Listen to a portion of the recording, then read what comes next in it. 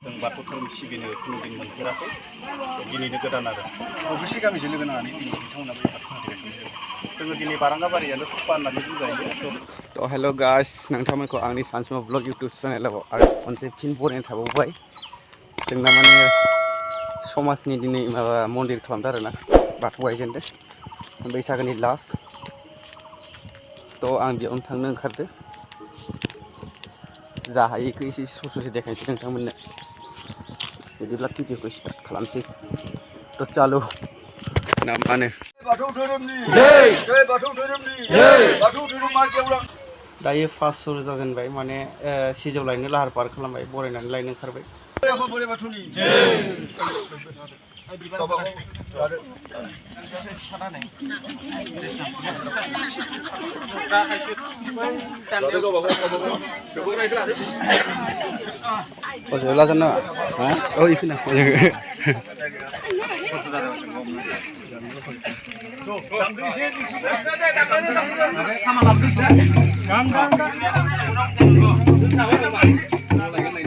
जै आगोलाव बेयाव एसे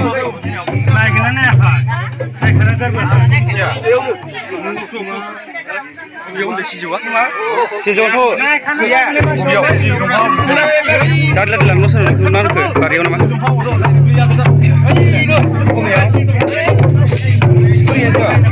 माथो होजोंबो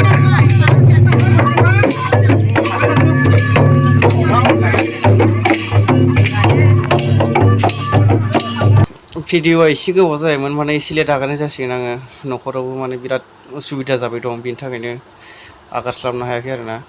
बैसागोनि लास्टआवमोन जोंनिया बाथौ सिजौ गायगोदाना माने एसे लेट जासिगोन आगारनो। नोंथांमोना गोरोन्थि साननाङा नायलांदो।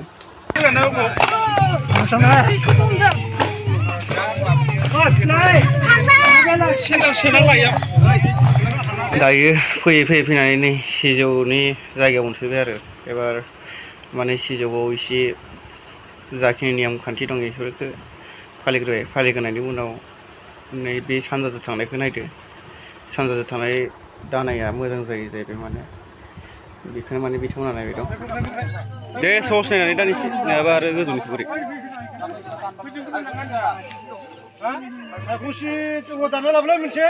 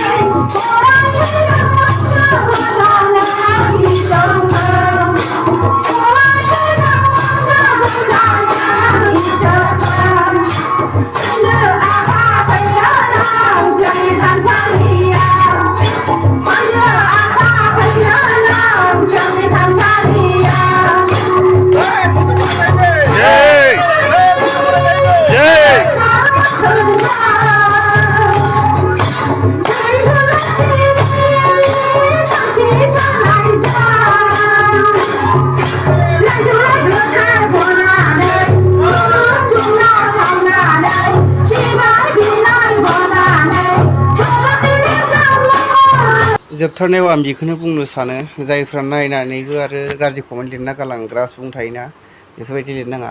आरो नै जोंनि गामिनिनो गोदान आरो बारग' सेक्रेटारि प्रेसिडेन्ट गेदेमा मोना मा बिबुंथि होलाङो फंनैसो मा फोरमायलाङो नोंथांमोना फंनैसो खोनासंदो। जोबथारनायाव लाइक होना गालांदो प्लिज। गैयामोन बारंगाबारियाव बाथौ धोरोम होननाय गैयामोन। जों बाथौ धोरोम सिबिनो कुनुदिन मोनफेराखै। दिनैनो गोदान आरो अबेसे गामिजों लोगो नांनानै दिनै बिथांमोना बे बाथौ फालिगासिनो दङ। जोङो दिनै बारंगाबारियानो सुखा होननानै बुंजायो। दरनै जोंनि सुखा दङ। बे सुखाखौ लोगो नांनानै जोङो बे बाथौ धोरोमखौ गायसननाय जादों। ओरैनो सिजौखौ बबेसे होनना बुङो?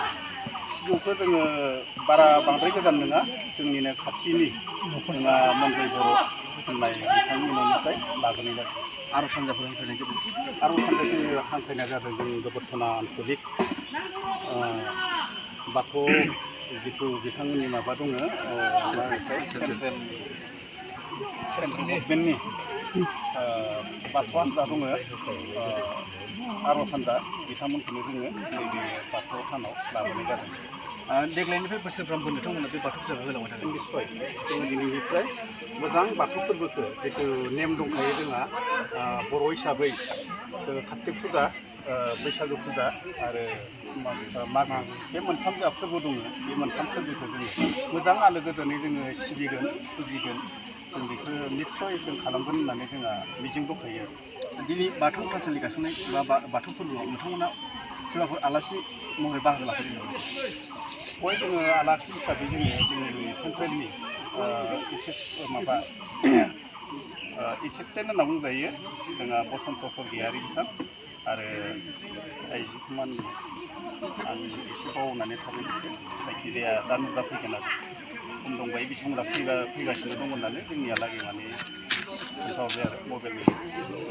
ओरैनो मा हाबाफारि जानांगौ जोंनियाथ' फुंनि हाबाफारिया दिनै जोङो गोदान हिसाबै जोङो बाथौखौनो गायबोबाय, बाथौखौनो जोङो बाथौनि खामानिखौनो जों मावबोबाय। दिनै जोंहा मावै मावनानै फोजोबबाय। फोजोबनानै नै दा जोङो आर'ज हान्जा दङ। बे आर'ज हान्जाखौ दिनै खालामबाय।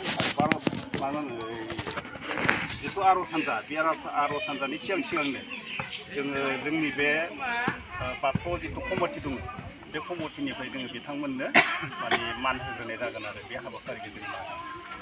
गासै रायजो राजाफोरनो मा मेसेज मा खालामनांगोन? जोंथ' गासै रायजो राजाफोरनो जोङो जोंनि बे बाथौ फोरबोखौ जेन जुदि जोङो मोजाङै मोजां अरायसम सिबिलांबाय थानो हाथों, बेखौनो जोङो रायजोफोरनो मोजाङै माने फोरमायहरगोन आरो। थ' जोबथारनायाव नोंथांमोननि सेराव माबाफोर गोरोन्थि बुंफ्लांदोंबा निमाहा होगोन होननानै आसा थाबाय। थेंक्स फर वाचिं, लाभ इउ अल, बाय बाय।